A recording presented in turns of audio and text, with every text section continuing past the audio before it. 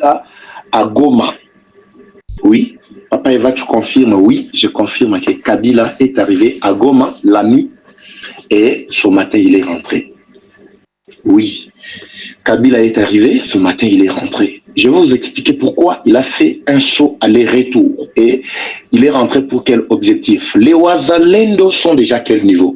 Je vais vous en parler ici. Lobango, papa. Au nord Kivu, ils sont déjà à 33 km. Au sud Kivu, ils sont à 20 km. Au nord Kivu, baza déjà na Mushaki. Na sud Kivu, baza déjà na Modako. Auto Zolo beza koyinda na Moi awo. Nini kimisi Kabila na Goma. Et pourquoi Kabila est venu sans tambour battant alors qu'il avait déjà tweeté, il s'est prononcé que Azozonga na mboka na Bandeko, nous devons retenir ceci. Mais Yambo, to continuer dans Sengabino. Vous savez, quand je vous demande de partager la vidéo, c'est pour permettre aux autres Congolais, peut-être qu'ils me posent des questions directement et indirectement. Papa, il va la situation de l'Est, c'est quoi? Alors, si tout le monde pouvait partager, comme on est en train de faire, toi tu partages, tel partage, déjà 10 000 personnes tu partages, on aura au moins 100 000, 200 000, 1 million de personnes, tous les Congolais désireux. Il y a un changement, bango tout, bako partager déjà pour que baye ba ce qui se passe. Baye ba bainemi banani, Kabila, azako sala nini, Tshisekedi, qu'est-ce qu'il est en train de faire?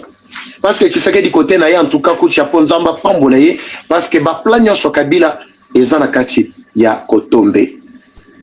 Bandeko balandi depuis mukolo mwalobi na bisaki bino que ndeko Jacquemaine Chabani devrait atterrir, oui effectivement, atterrir dans Lubumbashi. Coup de chapeau. Jacquemaine Chabani place aux joamis. Boti ne l'épée vidéo, il faut encourager à bango pour la musala zana kacha kosala. Mais zane loko moko oyo ezalo kwa moi faiblesse muke na oloba wate na ko tinde la to na ko komelaye na kati ya nini privé là je crois que il a tout intérêt vraiment à côté là très rapidement message na ko ça il a. Mais musala zana kacha kosala dans le grand Katanga zamba pambolaye. Pourquoi? Parce que tous les plans Munguna ezali déjoués. Bandeko balandi. Avant naïe bisabino bisika déjà bawaza ba komi moyen na tiele binope ba voice a ezate parce que cadre tozo bunda pona ko bongisa ngoko ezala beaucoup plus professionnel. Na tout na katia ba commentaire na yoki et papa Eva et tout ça c'est quelle pauvreté. Ozo besoin la sa image boye bino baluba tout ozala ka boye tout ça. Na katia ba commentaire. Heureusement Tolanda la makamba wa commentaire ya Barwande Penjate. Kabila a commis na Goma lobi na Butu. Mes sources me renseignent.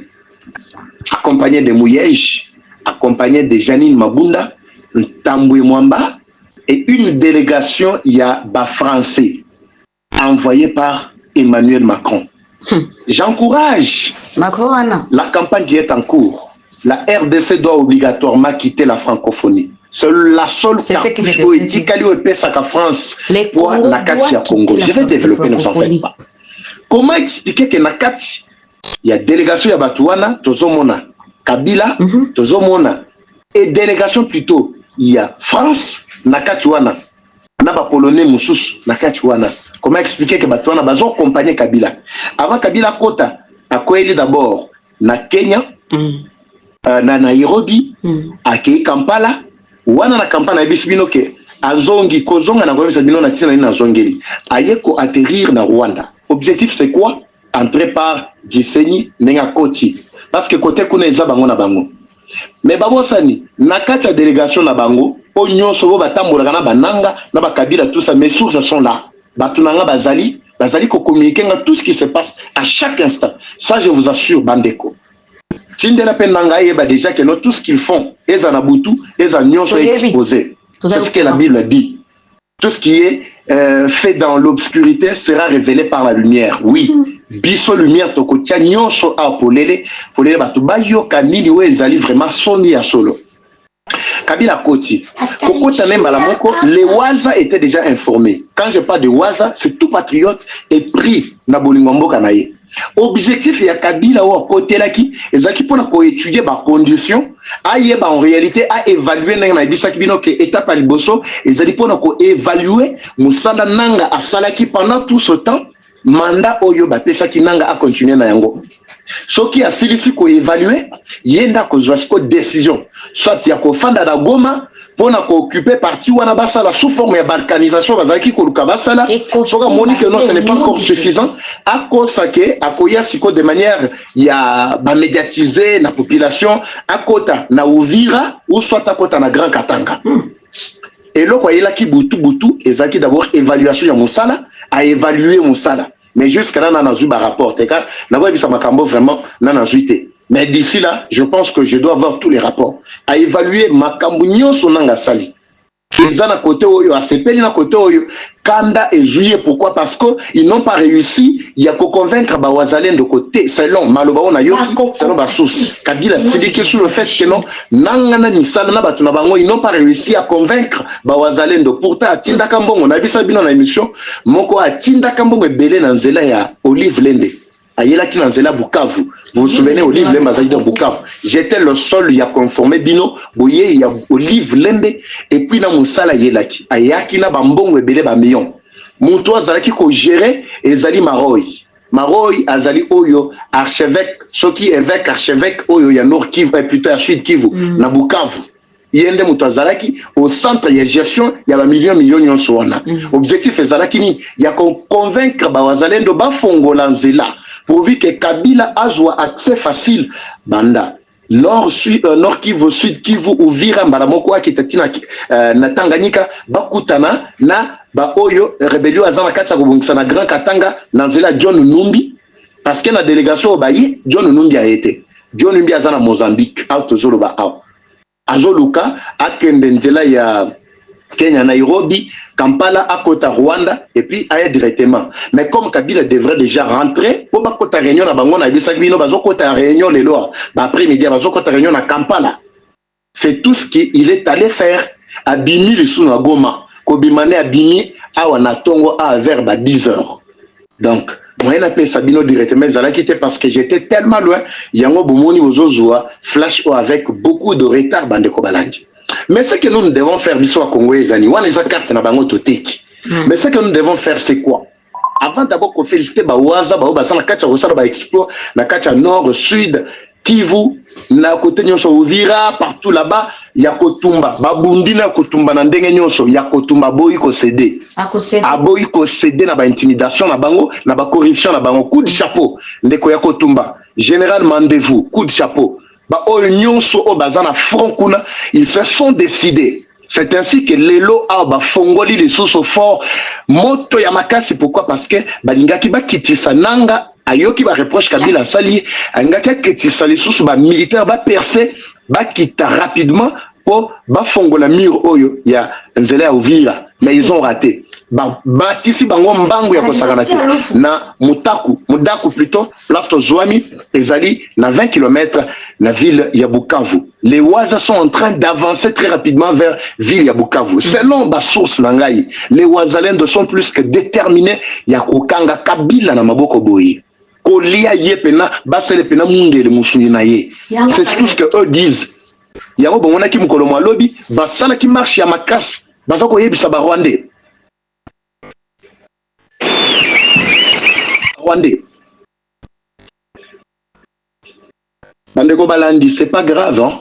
Alors, surtout Kotiboye, on n'a pas besoin du cadre, mais on a besoin de communiquer ce qui se passe. Et vous aussi, partout où vous êtes, ne cessez pas vraiment de nous alerter sur la situation nyonso. Nazana ba alerte belé nyonso na landeli nde makambo tozo yebisa ba yike ba peut-être bazana ba difficulté ya koyeba makambo biso tozo yeba facilement. Ndeko moko zo tuna ngadi mais yo ko saka biso makambo ngo zo ya ngo wapi. Imaginez belé abatu. Nous avons des sources partout. Et plus tu as une audience, plus tu as une source.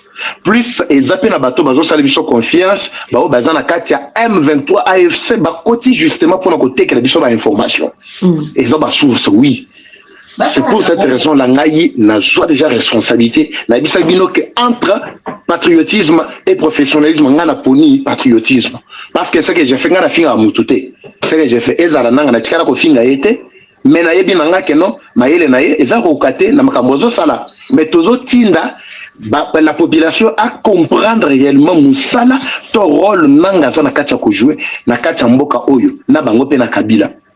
J'étais en train de dire que tango ba waza ba yoki que de l'autre côté Kabila azolinga akota. C'est ainsi que bango basiliki balobi soki Tshisekedi jusque là prenne le pas, je ne sais pas.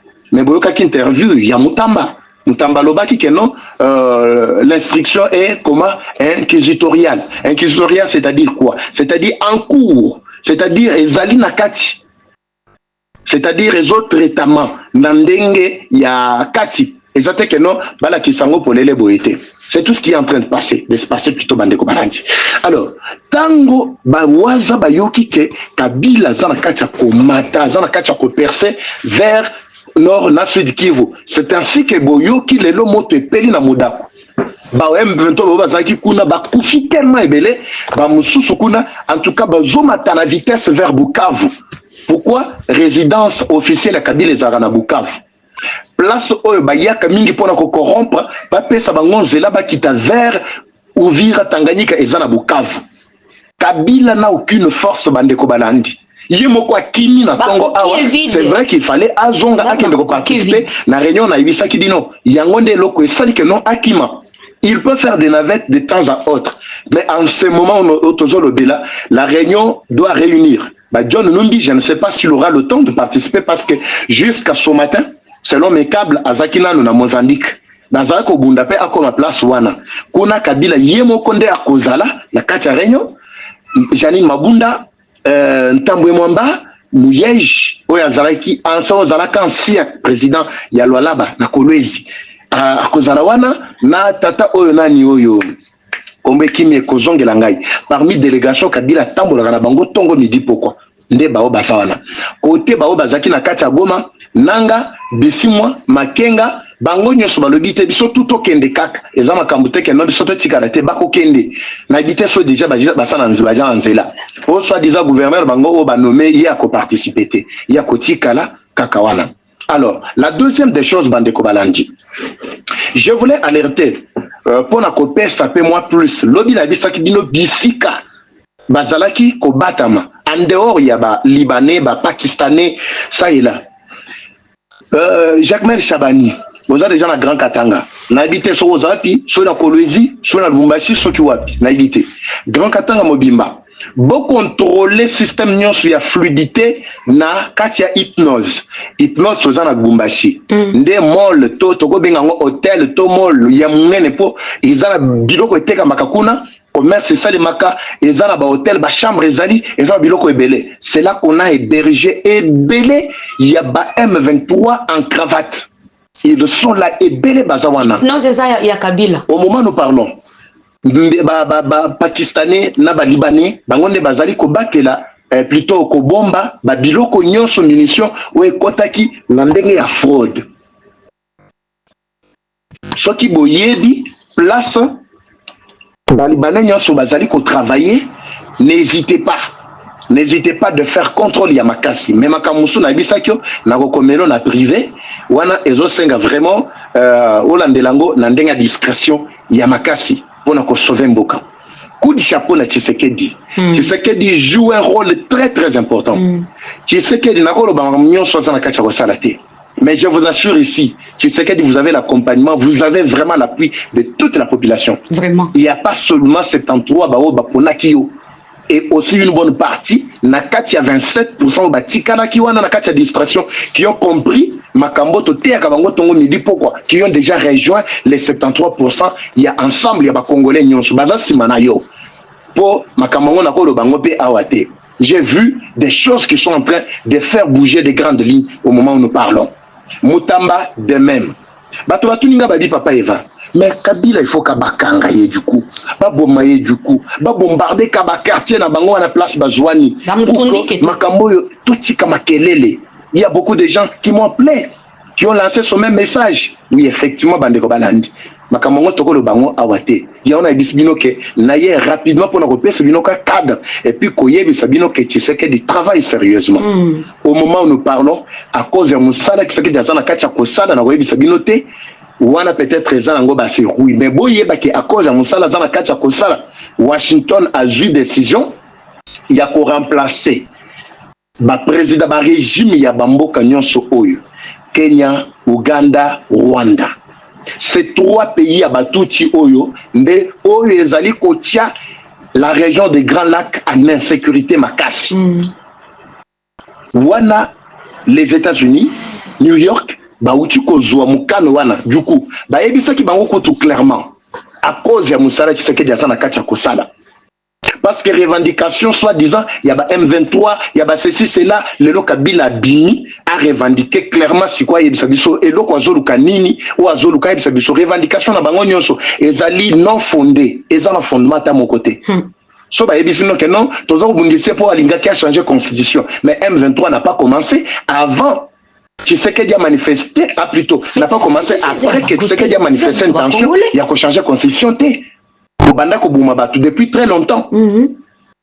Sobolobi que non, à l'époque il y a Kabila avait travaillé bien, Kabila avait défait complètement les M23, mais Awabino Boye, Baby Samakambo, tout ça, oui, mais on avait défait M23 en 2013, n'est-ce pas? Mais Oyo et Zanakacha Tshisekedi, Toko Bondi Saba Congolais, Oyo et Wichuapi, alors que vous l'avez déjà défait.